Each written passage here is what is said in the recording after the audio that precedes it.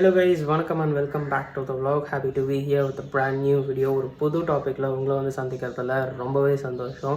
So இது வந்து ஒரு புது பிளேலிஸ்ட்டுக்கான ஒரு இன்ட்ரடக்ஷன் மாதிரி தான். ஸோ இந்த வீடியோக்கு நீங்கள் எந்த அளவுக்கு சப்போர்ட் பண்ணுறீங்களோ ஸோ அதை வச்சு தான் வந்து அடுத்தடுத்த வீடியோஸ் நான் மேக் பண்ணுவேன்.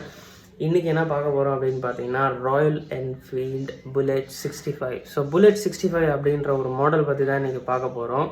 ஆமாம், நம்ம கேள்விப்பட்டிருக்கவும் மாட்டோம், நம்ம பார்த்துருக்கவும் மாட்டோம். ஏன்னா ராயல் என்ஃபீல்டு இப்போவும் சரி, மெட்ராஸ் மோட்டார்ஸாகவும் இருக்கட்டும், இல்லை வந்து எய்ச்சர் மோட்டார்ஸோட அக்யூசேஷன் வந்ததுக்கப்புறம் சித்தார்த் லால் அக்யூட் பண்ணதுக்கப்புறமும் சரி, இப்போவும் வரும் இன்ஜினியர் தான் இருந்துகிட்டு இருக்காங்க. அதாவது நம்ம ஊரில் இருக்கிற மாடல்ஸோட பவர் கம்பேர் பண்ணட்டும், குவாலிட்டியை கம்பேர் பண்ணும்போது எக்ஸ்போர்ட்க்கு இருக்கிற குவாலிட்டி பார்த்திங்கன்னா ரொம்ப ரொம்ப ரொம்ப ரொம்ப சூப்பராக இருக்குங்க. இன்னும் சொல்லணும்னா பவர் வந்து ராவாக இருக்கும், பஞ்சியாக இருக்கும், எக்ஸாஸ்ட் வந்து டிஃப்ரெண்ட் எக்ஸாஸ்ட்லாம் இருக்குங்க. நம்ம ஊரில் நிறைய ரூல்ஸ் அண்ட் ரெகுலேஷன்ஸ் இருக்குது, அது வேறு விஷயம். பட் குவாலிட்டி அப்படின்றப்போ ஏங்க நம்ம ஊரில் தானேங்க செஞ்சு அனுப்புகிறாங்க, அப்புறம் ஏங்க அந்த குவாலிட்டி வந்து மாறுது? ஸோ அப்படி இருக்கிறப்போ இதை வந்து 2000லேயே பண்ணிட்டாங்க. ஸோ புல்லட் 65 அப்படின்ற ஒரு மாடல் பார்த்திங்கன்னா ரொம்ப ரொம்ப ரொம்ப ரொம்ப ரேரான மாடல். இப்போவும் சரி, இந்த ஸ்பெக்கெல்லாம் வந்து இந்த விண்டேஜ் வேல்யூக்கு வச்சு பார்க்கும்போது அந்த பாயிண்ட் சிஸ்டமாக இருக்கட்டும், 5 ஸ்பீட் கியர் பாக்ஸாக இருக்கட்டும், அந்த ஒரு லுக்காக இருக்கட்டும், எல்லாருக்குமே வந்து ரொம்ப ரொம்ப ரொம்ப ரொம்ப பிடிச்ச மாடலுங்க. ஸோ இந்த வீடியோ ஃபுல்லாக பார்த்துட்டு சொல்லுங்கள் யார் யார் வந்து இந்த மாடல் இருந்துச்சு அப்படின்னா கண்டிப்பாக நான் எடுத்துருந்துருப்பேன் அப்படின்னு சொல்லிட்டு. ஸோ வாங்க டேரெக்டாக கண்டென்ட்குள்ளே போயிடலாம். ஸோ புல்லட் 65 அப்படின்றப்போ பேரே வந்து கொஞ்சம் டிஃப்ரெண்ட்டாக தான் இருக்கும். ஸோ அந்த 65 பேர் ஏன் வந்துச்சு அப்படின்னு ஃபஸ்ட்டு சொல்லிடுறேன்.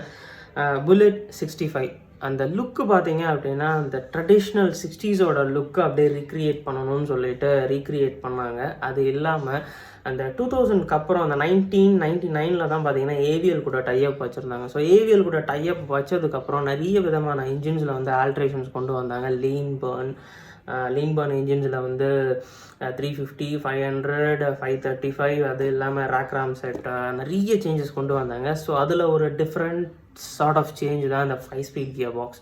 ஸோ இந்த 5 ஸ்பீட் கியர் பாக்ஸை இதில் இம்ப்ளிமெண்ட் பண்ணதுனால அந்த 60ஸோட லுக்கும் சரி, அந்த 5 ஸ்பீடோடைய இன்னோவேட்டிவ் கியர் பாக்ஸோடைய ஒரு டேக்லைனும் இருக்கணும் அப்படின்னு சொல்கிறதுக்காக புல்லட் 65ன்னு சொல்லிட்டு பேர் வச்சாங்க. ஸோ இந்த புல்லட் 65ல் என்ன ஸ்பெஷல் அப்படின்னு பார்க்குறப்போ இது பார்த்தீங்கன்னா வெறும் 500cc என்ஜினில் மட்டும் தான் ப்ரொடியூஸ் பண்ணாங்க. 350ccயோ இல்லை 535ccயோ எதுவுமே கிடையாது. ஸோ இதோட டெக்னிக்கல் ஸ்பெக் அப்படின்றப்போ த engine is very powerful and it can create the power about 22 horsepower. So 22 brake horsepower create பண்ணும். டார்க் அப்படின்றப்போ 35 நியூட்டன் மீட்டர் டார்க். ஸோ இதை வந்து 350 கூட கம்பேர் பண்ணும்போது, நம்ம வச்சுருக்கிற 350 ஓல்டு கேஸ்ட் அயர்ன் புல்லட்டை கம்பேர் பண்ணும்போது 18 bhpலேருந்து 28 நியூட்டன் மீட்டர் டார்க்குக்கு வரும். ஸோ டாப் ஸ்பீட், அதாவது இந்த 65 புல்லட் 65 டாப் ஸ்பீட் பார்த்தீங்க அப்படின்னா 120 top speed, 120 kilometers top speed. And so இதுக்கும் நம்ம 350 புல்லட்க்கும் பார்த்தீங்கன்னா ஒரு 20 கிலோமீட்டர் தான் வித்தியாசம், மற்றபடி பெருசாக சேஞ்சஸ் கிடையாது. இதில் என்ன முக்கியமாக ஸ்பெஷல் அப்படின்னு பார்க்குறப்போ the traditional point ignition system, CB point ignition system. So இந்த சிபி பாயிண்ட் இக்னேஷன் சிஸ்டமை ட்ரெடிஷ்னலாக வச்சுருக்காங்க with the improved alternator. So AVL கூட டைஅப் வச்சதுக்கப்புறம் அந்த ஆல்டர்னேட்டர் காயிலில் கொஞ்சம் டிஃப்ரென்ஸ் எல்லாம் பண்ணாங்க பார்த்தீங்களா, 3 phase எலக்ட்ரானிக்கல் வைண்டிங் சொல்லிட்டு ஆல்டர்னேட்டர் காயிலை கொஞ்சம் பெருசாக பண்ணிவிட்டு சிபி பாயிண்ட் பிரேக்கரை இம்ப்ளிமெண்ட் பண்ணியிருந்தாங்க. இது மட்டும் கிடையாதுங்க, gear box 5 speed gear box முன்னாடி சொல்லியிருந்த மாதிரி. ஸோ ரெகுலராக ரைட் சைடில் இருக்கிற ஆல்பியன் கியர் பாக்ஸ், அதாவது நியூட்ரல் ஃபைண்டரோட இருக்கிற கியர் பாக்ஸை எடுத்துட்டு இம்ப்ரூவ்டு 5 ஸ்பீட் கியர் பாக்ஸ் வச்சுருந்தாங்க. ஸோ 5 ஸ்பீட் கியர் பாக்ஸ் அப்படின்றப்போ கியர் ஷிஃப்டிங் பார்த்தீங்கன்னா லெஃப்ட் சைடில் இருக்கும். ஸோ ரெகுலர் லெஃப்ட் சைட் எல்லா பைக்ஸ் மாதிரி ரெகுலராக லெஃப்ட் சைடில் தான் கியர் போடுற மாதிரி இருக்கும். ஸோ இது மட்டும் கிடையாது, பைக்கில் வந்து செல்ஃப் ஸ்டார்ட்டும் இருந்துச்சு. ஸோ எலக்ட்ரிக் ஸ்டார்ட் கொடுத்துருக்காங்க அப்படின்றப்போ டேரெக்டாக 12 volt பேட்டரியும் கொடுத்துருந்துருப்பாங்க. ஸோ இது பாயிண்ட் இக்னேஷன் சிஸ்டம், இந்த 12 volt battery and self start, இதெல்லாம் அந்த gear box 5 speed gear box வச்சு பார்க்கும்போது ஸோ கொஞ்சம் ஒரு இம்ப்ரூவ்டான ஒரு லுக்கு தான். ஸோ டாப் ஸ்பீட் அப்படின்றப்ப பார்த்தீங்க அப்படின்னா பாயிண்ட் இக்னேஷன் சிஸ்டம்.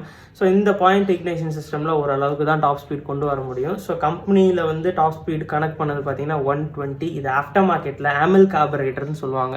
ஸோ பிரிட்டிஷில் பார்த்தீங்க அப்படின்னா இங்கிலாண்டில் வந்து நிறைய இம்ப்ரூவ்மெண்ட்ஸ் பண்ணுவாங்க. ஸோ இது வந்து கம்பெனியில் வரும்போது ஸ்டாக்கில் வந்து VM28, அதாவது வெஞ்சுரி மீட்டர் பேஸ்டு 28 கார்பரேட்டர் தான் கொடுத்துருந்தாங்க. VM28 தான், ஆனால் இதுக்கு வந்து ஒரு ஆஃப்டர் மார்க்கெட் கார்பரேட்டர் இருந்தது. அதுதான் பார்த்தீங்கன்னா 33mm slide AMOLED carburettor. So இந்த 33mm ஸ்லைடு ஆமல் கார்பரேட்டர் போடும்போது இதோடைய டாப் ஸ்பீட் பார்த்தீங்க அப்படின்னா 155. கம்பேரே பண்ண முடியலைங்க. நம்ம புல்லட்லாம் 80க்கு மேலே 90 100க்கு மேலே போச்சுன்னா கண்ட்ரோல் பண்ணுறதுக்கே கஷ்டமாக இருந்துச்சு. ஆனால் இது எந்த அளவுக்கு கண்ட்ரோல் பண்ணியிருப்பாங்கன்னு தெரியல. பட் இதோடைய ஃப்ரண்ட் பிரேக்காக இருக்கட்டும், ரியர் பிரேக்காக இருக்கட்டும், ஆஸ் த சேம் 7mm ட்ரம்மில் இருக்கிற எக்ஸ்பேண்டபிள் பிரேக்ஸ் தான். ரியரில் பார்த்தீங்கன்னா 6mm எக்ஸ்பேண்டபிள் பிரேக்ஸ் தான். மற்றபடி இதில் வந்து ஸ்பெசிஃபிக்காக என்ன செஞ்சாங்க அப்படின்னு பார்த்தீங்கன்னா fork gliders. So fork gliders add பண்ணியிருந்தாங்க. அண்ட் இது மட்டும் கிடையாதுங்க, ரொம்ப ரொம்ப ரொம்ப ரொம்ப ரேரான gold star silencer. So gold star silencer அப்படின்றது பார்த்தீங்கன்னா ஒரு குறிப்பிட்ட டியூரேஷனில் மேக் பண்ண ஒரு சைலன்சர். ஏர்லி 2000ஸ்லேருந்து 2009 வரைக்கும் தான் இந்த கோல்ட் ஸ்டார் சைலன்சர் வந்து மேக் பண்ணியிருந்தாங்க. இது இந்தியாலேயும் அவைலபிளாக இருந்துச்சு. பட் ஆனால் அந்த டைமில் எல்லாருமே ஷார்ட் பாட்டிலில் ரொம்ப ஃபேமஸாக இருந்தோம். ஷார்ட் பாட்டிலில் ரொம்ப ஈகராக இருந்தோம் அப்படின்றதுனால நிறைய பேர் கழட்டி போட்டுட்டு ஷார்ட் பாட்டில் போட்டோம். இப்போவும் இந்த கோல்ட் ஸ்டார் சைலன்சர் எங்கேயாவது கிடச்சிது அப்படின்னா ரொம்ப ரொம்ப ரேருங்க. ஆஃப்டர் மார்க்கெட்டில் இந்த கோல்ட் ஸ்டார் சைலன்சர் பார்த்தீங்கன்னா 6000லேருந்து 12,000 வரைக்கும் ரேட் வருது.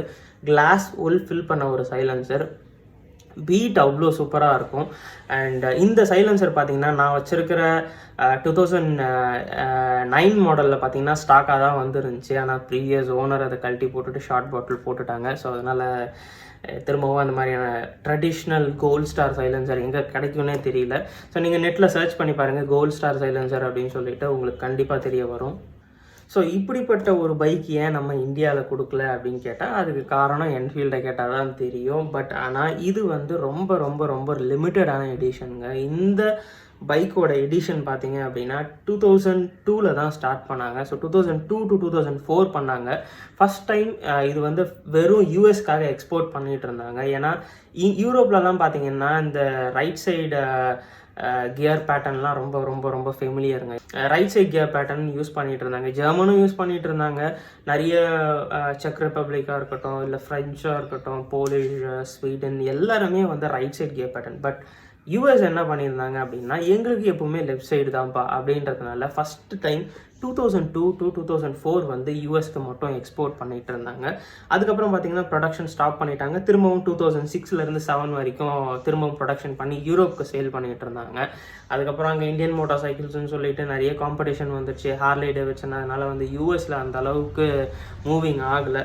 ஸோ அதுக்கப்புறம் 2006 to 7 பார்த்தீங்கன்னா யூரோப்புக்கு மட்டும் எக்ஸ்போர்ட் பண்ணிகிட்டு இருந்தாங்க. அப்புறம் திரும்பவும் ஆஸ் லைக் ஸ்டாப். அப்புறம் கடைசியாக 2008க்கு மட்டும் ஒரு குறிப்பிட்ட லெவலுக்கு மட்டும் ஸ்டாக்கை ப்ரொடியூஸ் பண்ணி ஆக்ஷனில் விட்டுருந்தாங்க. ஸோ இப்போ ரீசெண்டாக எப்படி புல்லட் 500 ஸ்டாப் பண்ணிவிட்டு ஒரு ஸ்பெக்யூலராக ஒரு 100 யூனிட்ஸை மட்டும் வந்து ஆன்லைன் ஆக்ஷன் விட்டுருந்தாங்க. ஸோ அது மாதிரி 2008 பார்த்தீங்கன்னா அப்போவே இந்த வேலையை செஞ்சுட்டாங்க. ஸோ ஒரு குறிப்பிட்ட numbers of bullet 65 bullet 500 batch பண்ணி ஆக்ஷனில் விட்டாங்க. ஸோ அப்படி இருக்கும்போது நிறைய பேர் நம்ம ஊர்லேயே ஓல்டு புல்லட்ஸ்க்கு ஃபேன்ஸ் இருக்காங்க இல்லையா, அதே மாதிரி all over the world fans இருப்பாங்க. ஸோ அவங்க என்ன பண்ணாங்க அப்படின்னு பார்த்தீங்கன்னா இந்த மாதிரி பைக்ஸ் ஆக்ஷனில் எடுத்தாங்க. ஸோ இதெல்லாம் பார்த்தீங்கன்னா ராயல் என்ஃபீல்டோட மியூசியமில் இருக்கும். மோட்டார் சைக்கிள் எந்தூசியாஸ்ட் கலெக்ட் பண்ணி வச்சுருந்துருப்பாங்க.